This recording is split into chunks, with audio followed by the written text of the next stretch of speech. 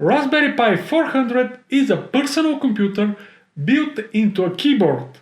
If you're wondering how it looks like, how to set up it, and what are the pros and cons, watch this video first and decide by yourself, is it worth to buy it?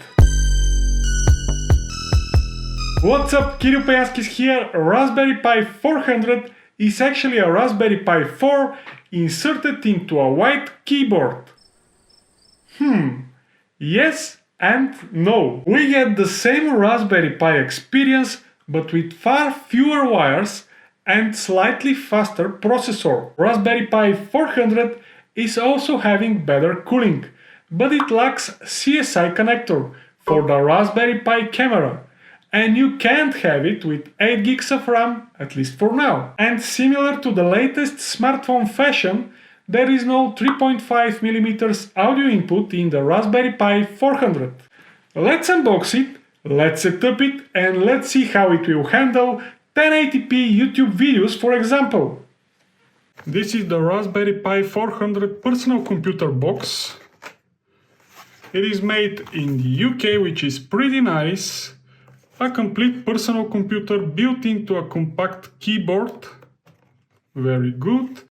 Broadcom CPU, quad-core, 64 bits at 1.8 GHz with 4 GB RAM. It has wireless WAN, Bluetooth 5.1 and Gigabit Ethernet, 2 USB 3 and 1 USB 2 ports, GPIO header, 2 micro HDMI ports, and micro SD card slot for operating system.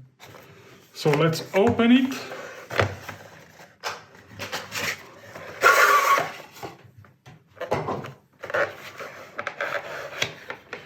Here it is. It looks really nice. This is a whole computer into one keyboard. And these are the ports: Gigabit Ethernet, USB 2, 2 USB 3, power USB-C connector, 2 HDMI ports, SD card slot, and GPIO header with 40 pins.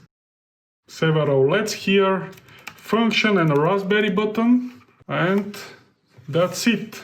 To power on the Raspberry Pi 400 you need several things like this USB-C power supply. This is the official one from Raspberry Pi. You can use whatever you want and have, but the output should be 5.1 volts, 3 amps, and of course USB-C. Next thing that you need will be the micro SD, at least 8 gigs. Please buy good SD cards if you want to minimize the SD card corruption problems. And before you even ask, yes, you can smash the like button for the YouTube algorithm. I wanted to say yes, Raspberry Pi 400 can boot from USB devices, including SSDs. You also need an HDMI cable, like this one, regular HDMI to micro HDMI. This one goes into monitor, this one into the Raspberry Pi. Here. You can use a regular HDMI cable and this adapter. You can find some affiliate links in the video description below. If you buy something from there, I will receive small commission with no added value for you. Of course, you need any kind of mouse, USB mouse, like this one, and a monitor. Before powering up the Raspberry Pi 400, let's burn the Raspberry Pi OS image on an SD card. Go to raspberrypi.org software section and download the Raspberry Pi OS imager for your operating system and install and start it. Click on Choose OS and select Raspberry Pi OS. Plug your SD card into your computer or SD card reader and select it and click Write. macOS is asking for your password, so if you're using macOS, just type it and just wait for the writing to finish. Let's connect a monitor and a mouse and to power up the Raspberry Pi 400 for the first time. When the SD card writing is finished, just unplug the SD card from your SD card reader and plug it into your Raspberry Pi 400, and you have to push it a bit Now the only things left is to connect the cables. This is the micro HDMI cable. I will connect it here, like that. I'll also connect a mouse. I will use the USB 2 port for that. And finally I have to connect the power connector, the USB-C, which is going right here. The power LED is on.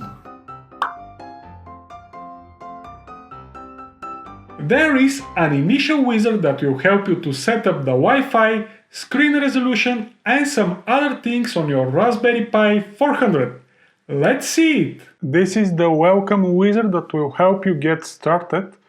I'll just click next. Set country, United Kingdom is okay. I'll skip changing the password. The screen shows a black border around the desktop. This is my case at the moment, so I'll tick this and I'll click next. This is needed to remove this black border around my screen. Searching for networks, please wait.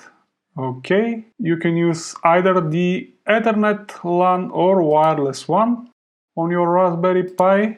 I'll enter my password now, then I'll click next. It is saying connecting to wireless network, please wait. I don't want to update the software for now, so just skip this. And my setup is complete. I'll restart my Raspberry Pi in order to fix this black border around my screen. The Raspberry Pi 400 is restarted and now the black border around my screen is gone and it looks pretty nice. Also my Wi-Fi is connected. I have sound and everything seems to work just fine. Raspberry Pi 400 is a great present for someone who loves plug-and-play devices and it doesn't want too many cables and bare computer boards around. It is also great for a child taking first steps into the computer world. The price is fine. The standalone Raspberry Pi 400 retails for around $70, which is $15 more than a Raspberry Pi 4. But you get an added keyboard and a CPU speed bump. On the other side of the medal, the Raspberry Pi 400 is not as smooth as any modern laptop, and it will hardly beat them in anything except the price. If you want to use it for something other than browsing the web, edit documents, sending emails, or checking the social media, you will have to wait. Any sort of engagement on this channel does really help a lot with the YouTube algorithm. So you make sure that you hit the subscribe, like and bell buttons if you enjoyed this video. Also, feel free to add me on Twitter by searching for this username. I'm trying to post there frequently. You can become one of my supporters. You can see exactly how in the video description below. Thank you very much to all wonderful guys that are supporting my work already. You're amazing! If you're just entering the smart home world, you could also buy my digital product called Smart Home Getting Started Actionable Guide. I really hope that you find this information useful and you now know how to set up Raspberry Pi 400, pros and cons, and is it worth buying it? Stay safe and don't forget, home smart but not hard. Thank you for watching and I'll see you in the next video.